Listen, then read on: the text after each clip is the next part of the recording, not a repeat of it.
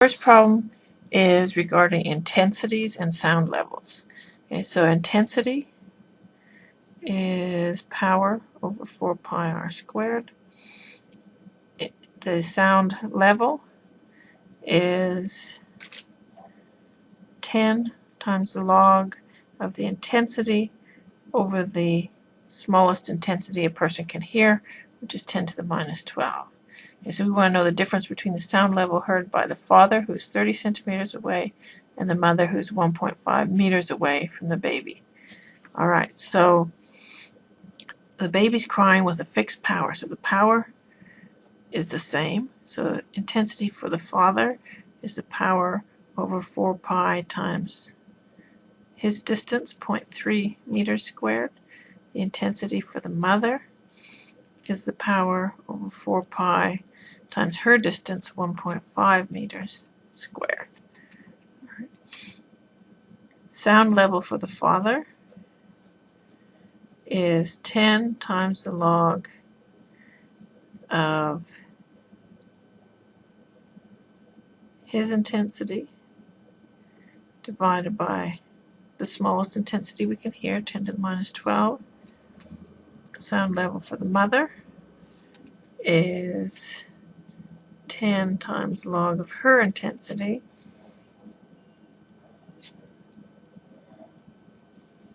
divided by 10 to the minus 12.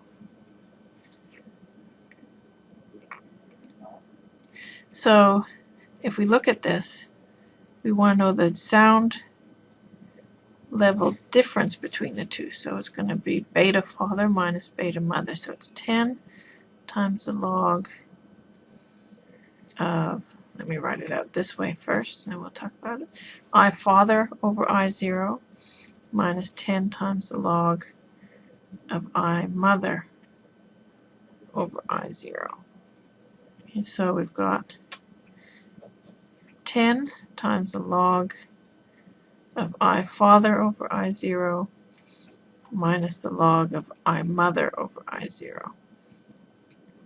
Now the trick to solving these problems is to realize that when you take the difference of two logs, log of A minus log of B is equal to log of A over B. So this is 10 times the log of I father over I0 divided by I mother over I0.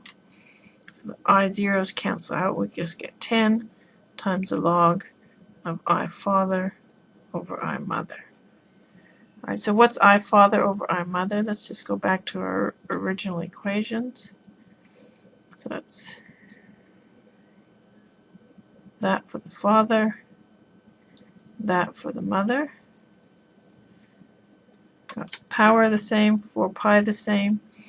So I get 1.5 squared over 0.3 squared. You remember I've got basically 1 over 0.3 and 1 over 1.5. So when you take the quotient of that, it flips up and you get that.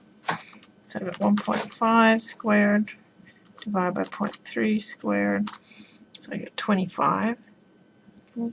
So the sound intensity difference is just 10 times the log of 25, which is 13.98, and the unit is decibels. Okay. If you can't remember how to do this trick, then just assume a number. So put in the power as 1 or the power is 10, and just do your calculation, get an actual number here, and take the difference between the two. Okay, another very similar problem. Now we've got a reduced sound intensity, should be sound level, of leaf blowers from 95 dB, so beta 1 is 95 dB, down to 70 dB, and we want to know what's the ratio of the new allowed intensity to the previous. So we want to know, this is beta 2, we want to know what's I2 over I1. Okay, so I've got beta 1 is 95 dB, which is 10 times the log of I1 over I0. I0 is 10 to the minus 12, so this is 10 times the log of I1 over 10 to the minus 12. Okay, so how do we solve for this? We want to solve for I, so we get 95 over 10 is equal to log of I1 over 10 to the minus 12. So 95 over 10 is 9.5. How do I get rid of a log? I want to get the I1 out of there. I do 10 to the x. So I take 10 to the x of both sides. So in this case, I get I1 over 10 to the minus 12 is equal to 10 to the 9.5. Okay, so I1 is equal to 10 to the 9.5 times 10 to the minus 12. So that's 10 to the negative 2.5, which is 3.16 times 10 to the minus 3 watts per square meter. I do the same thing for I2. So beta 2 is equal to 70 decibels. So that's 10 log of I2 over I0.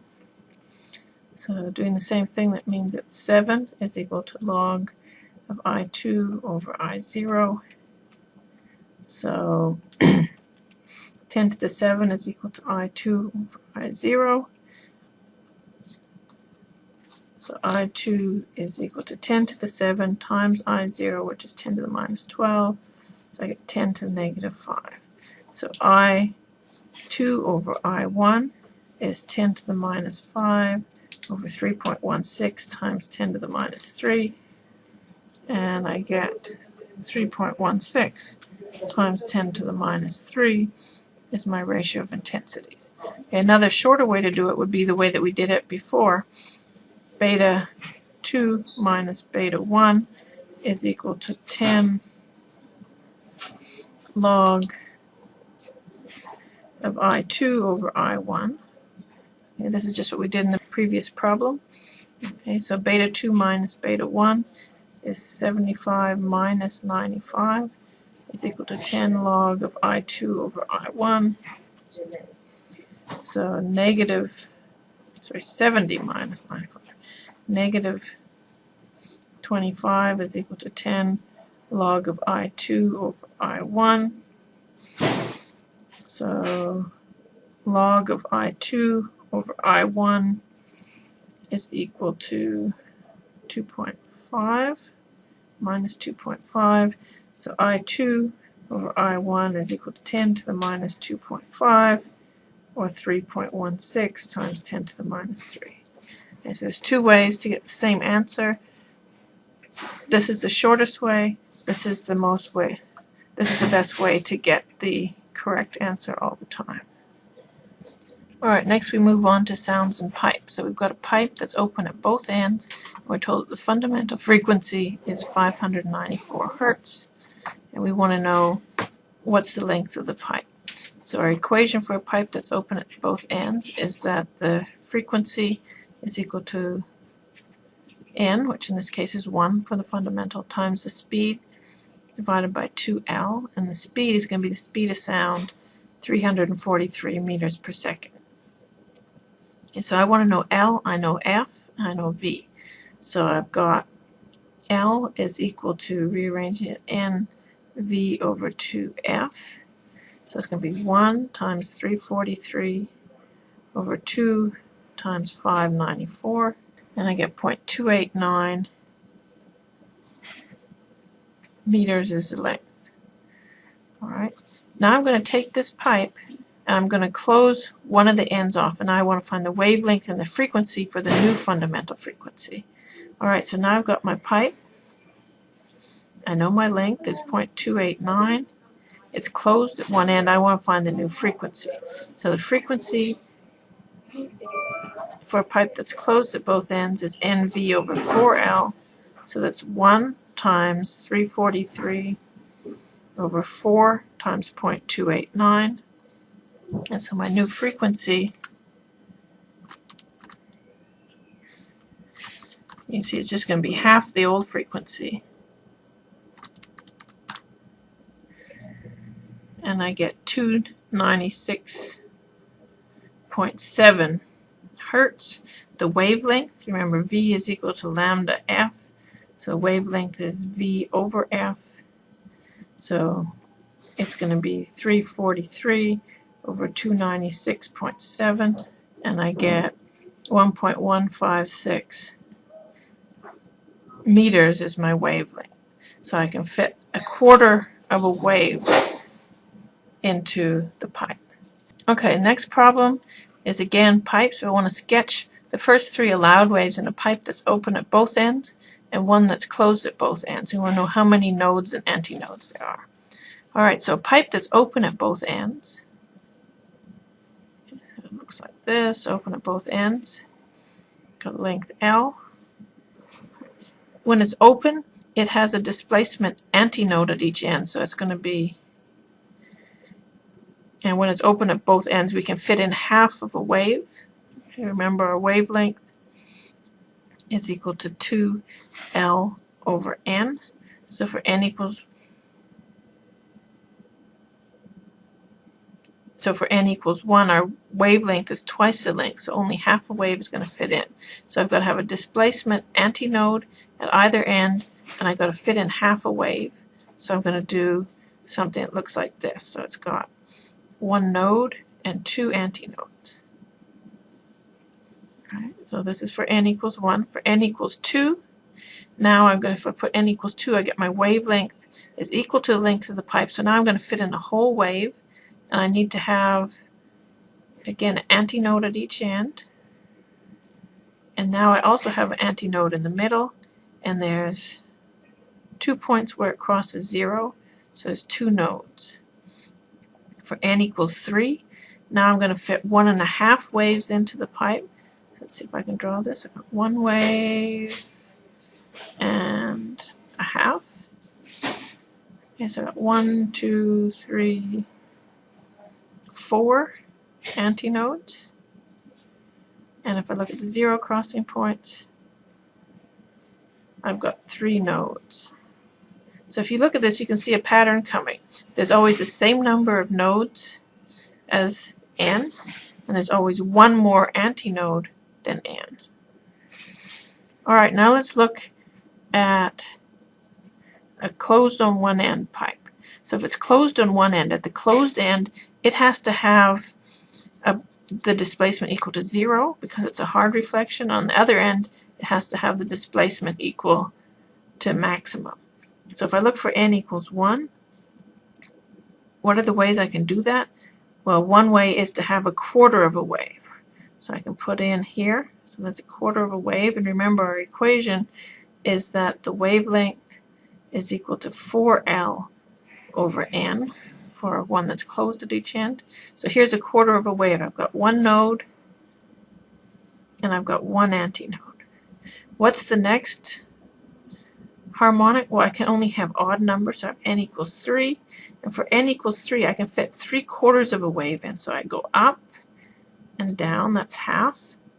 And then I go back. Remember, I have to have an antinode at the open end and a node at the closed end. And so here, I've got 2 of each. Right. Next frequency that's allowed is for n equals 5. Now I can fit 5/4 of a wave, so it's 1 1/4 wave. So I go, that gives me 1 1/4. Alright, I sort of squished that in a little bit. So if I look at my 0 crossing points, I've got 1, 2, 3 antinodes and 3 nodes. Okay, so in this case, I always have the same number of antinodes as nodes.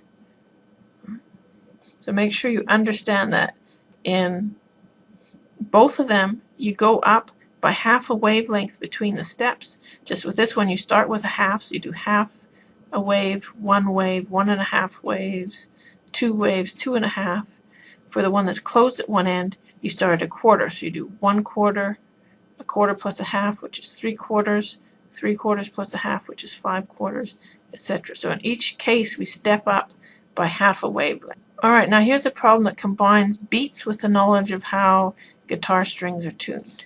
So I've got someone who's tuning their violin. They play a note and they listen to an electronically generated tone that's exactly 440.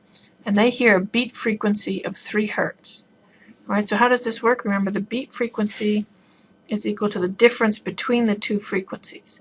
So if we say that this frequency, F2, is being played by the electronic generator, we can hear 3 beats per second if this frequency is different by 3, either bigger or smaller. So it could be 443 or 437. Okay, so what it's asking us is, first of all, we've got to figure out whether it was 443 or 437. And then secondly, what does she need to do, tighten or loosen her string? So there's another piece of information in the problem. It tells us that when she tightens the string slightly, the beat frequency increases. So that means she gets further from 440. Okay, so obviously to get it tuned, if tightening is getting her further away, she needs to loosen.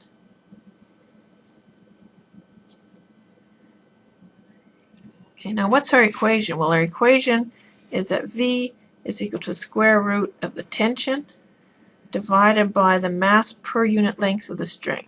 When she tightens the string, all she does is change the tension.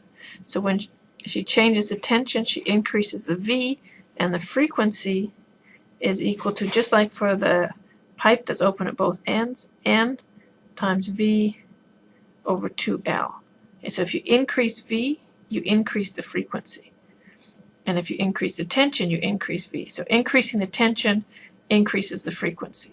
So when she increased the tension, she increased the frequency, and she got further away from 440. So if she had been at 437 and increased her tension, she should have gone up closer to 440. If she's at 443 and she increases her tension, then she could go up to 444, which would take her away. So she must have been at 443. Okay, so since increasing the tension increased the beat frequency, her initial frequency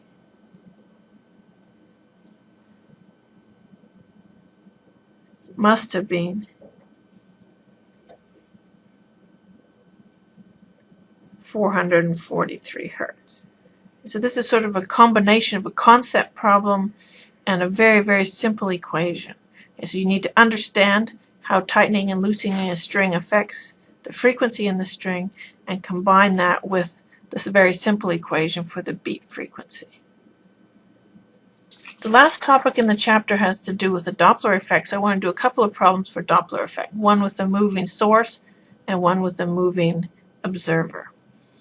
So here we've got a train that's traveling at 25 meters per second while it whistles. So that's going to be the speed of the source. And the frequency is 400 hertz. So we want to know what's the frequency heard when the train's approaching and when it's moving away. All right, so our equation is F prime is equal to the original frequency divided by 1 plus or minus the speed of the source over the speed of sound. The speed of sound we'll take as being 343 meters per second in air at 20 degrees C. We use the plus and the minus for the two different directions that it's moving. So now remember, we know that if the sound is moving towards you, you're going to hear a higher frequency. So if I want to get my frequency higher, I need to divide by something less than 1, so I need to use the negative sign. So towards F prime is equal to F over 1 minus 25 over 343, and F is 400. So I get 431.4 hertz. When it's moving away, now I'm going to use the plus sign. I'm going to divide by something bigger than 1, and so I'm going to get a smaller frequency, 372.8 hertz. We also want to find the wavelength. Remember, V equals lambda F, just like we did before. Then lambda is equal to V over F. So here, moving towards, lambda prime is equal to 343 over 431.4. and I get 0.795 meters. Moving towards, I get 343 over 372.8, and I get 0.920 meters. What was the wavelength when it was stationary? Well, it would have been 343 over 400, which is 0.858 meters. Okay, so you can see, just like we discussed in class, when the thing moves towards you, the waves get all scrunched together and the wavelength decreases. When it moves away from you, the waves move further apart, and so your wavelength increases. All right, last question. This is for a moving observer. A car alarm emits sounds of frequencies 520 hertz. You are on a motorcycle traveling away from the car. How fast must you be traveling if you detect a frequency of 490 hertz? Okay, so they give us f and f prime, and they want to find what's the speed of the observer. Okay, so what's our equation? Our equation is f prime is equal to 1 plus or minus v observer over v sound times f, and we've got to choose whether we want plus or minus depending on which way it's moving. Well, if you're moving away, your frequency is going to go down, so we need to have the minus sign. So we're going to choose the minus sign.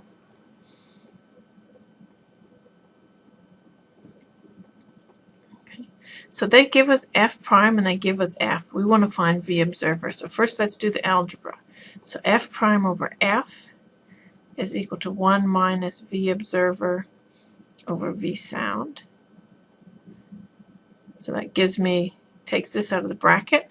Now I want to get this by itself. So let me add this on both sides and subtract.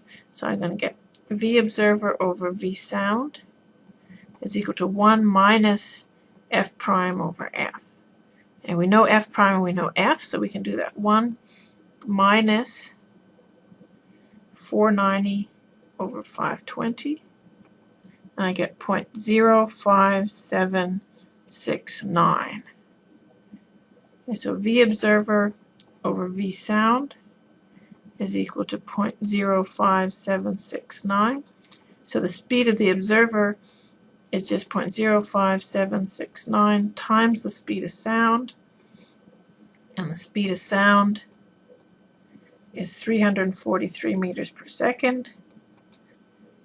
So I get 19.79, or we've got, let's say, 2 or 3 significant figures, 19.8 meters per second. So you need to be traveling at 19.8 meters per second away from the car in order to hear that frequency.